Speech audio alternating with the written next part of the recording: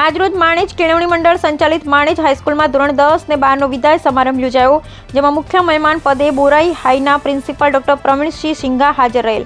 શાળાના આચાર્ય કેતન અને એન શાહે સ્વાગત પ્રવચન તથા બાળકોને પરીક્ષાલક્ષી માહિતી પૂરી પાડી. મંડળના મંત્રી શ્રી અરવિંદભાઈ પટેલે પ્રસંગોચિત ઉદ્બોધન કરી વિદ્યાર્થીઓને આશીર્વચન પાઠવ્યા. મુખ્ય મહેમાન સિંઘા સાહેબ એન્ડ માનપુરા પ્રાથમિક શાળાના આચાર્ય શ્રી ગઢવી સાહેબે પોતાની આગવી શૈલીમાં વિદ્યાર્થીઓને માર્ગદર્શન પૂરું પાડ્યું.